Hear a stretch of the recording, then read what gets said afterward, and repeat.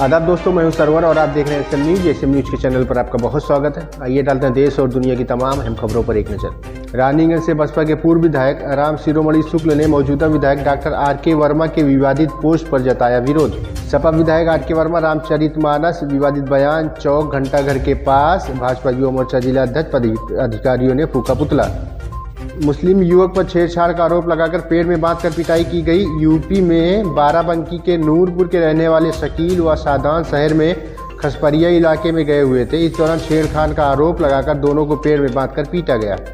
क्या यही है शिरोकामी महाराष्ट्र के नासिक में एक महिला को अपने ही ससुराल वालों ने चप्पलों का हार पहनाकर मुंह पर कालिश पोतकर गांव में घुमाया, केवल इसलिए क्योंकि 10 दिन पहले अपने पति की आत्महत्या के बारे में यह महिला पूछताछ कर रही थी।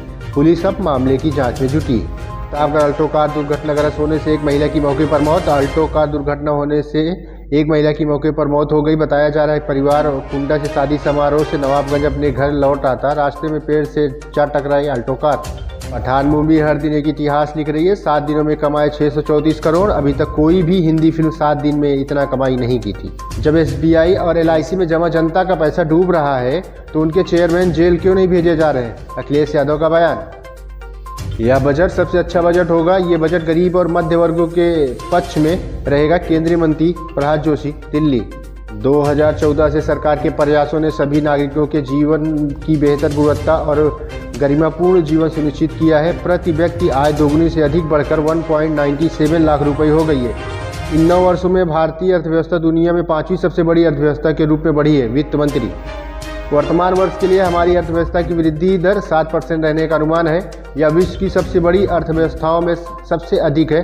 भारतीय अर्थव्यवस्था सही रास्ते पर है, उज्ज्वल भविष्य की ओर बढ़ रही है। संसद में बजट पेश करते हुए वित्त मंत्री निर्मला सीतारमण का बयान। महामारी से प्रभावित MSME को राहत दी जाएगी।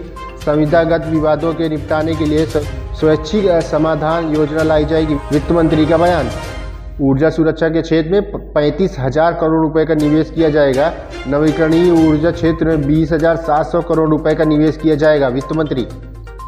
पूंजी निवेश परिव्यय 33% बढ़ाकर 10 लाख रुपए किया जा रहा है, जो कि सकल घरेलू उत्पाद में 3.3% होगा।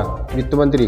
बजट में रेलवे के लिए 2.40 लाख करोड़ रुपए के लिए पूंजीगत परिव्यय का प्रावधान किया गया है। वित्त मंत्री।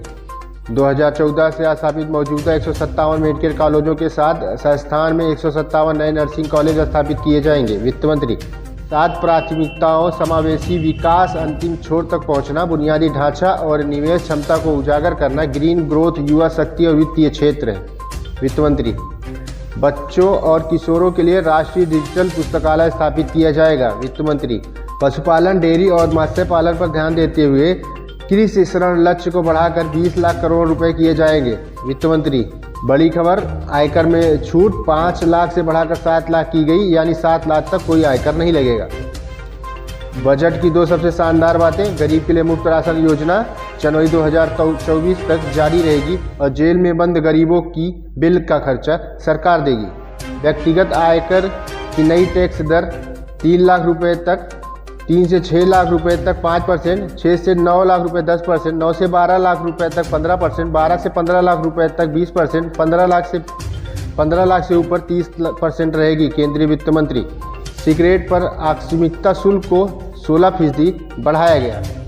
2022-2023 के लिए संशोधित राजकोषीय घाटा सकल घरेलू उत्पाद का 6.4%, 2023-24 के लिए राजकोषीय घाटा सकल घरेलू उत्पाद पर 5.9% रहने का अनुमान है। वरिष्ठ नागरिक खाता स्कीम की सीमा 4.5 लाख से 9 लाख रुपए की जाएगी। वित्त मंत्री।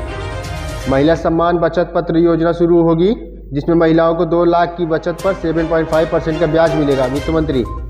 740 एकलव्य मॉडल आवासीय विद्यालयों के लिए 3 वर्षों में 38,000 शिक्षकों की सहायक कर्मचारियों को भर्ती की जाएगी। ऊर्जा सुरक्षा के क्षेत्र में 35,000 करोड़ रुपए का निवेश किया जाएगा। नवीकरण ऊर्जा क्षेत्र में 20,700 करोड़ रुपए का निवेश किया जाएगा। 3 करोड़ के टर्नओवर वाले माइक्रो उद्योग को कर में छूट दी जाएगी। आज का बजट पीएम मोदी की 8 साल की तपस्या का फल है। स्मृति ईरानी। लखनऊ सत्र न्यायाधीश ने केरल के पत्रकार सिद्दीकी कप्पन की जमानत पर रिहा करने के आदेश पर हस्ताक्षर किए। कप्पन पिछले 28 महीने से मथुरा जेल में बंदी है, जिन्हें आज शाम या सुबह तक रिहाई मिलने की संभावना है। सरकारी संपत्तियों को बेचकर 51,000 करोड़ रुपए जुटाएगी सरकार। पिछले बजट की तुलना में घटाया विनिवेश का टारगेट प्राइस। यह साबित हुआ कि मोदी सरकार के पास देश के भविष्य के लिए कोई रोड मैप नहीं है। बजट 2023 पर राहुल गांधी का बयान।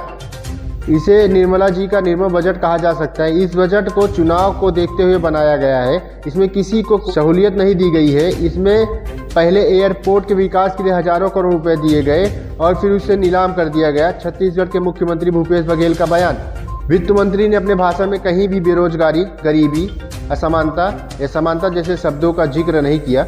बजट से पता चलता है कि सरकार लोगों की आजीविका, उनकी चिंताओं, अमीर और गरीब के बीच बढ़ती असमानता के बारे में परवाह नहीं करती। कांग्रेस नेता पी चिदम्बरम। धन्यवाद।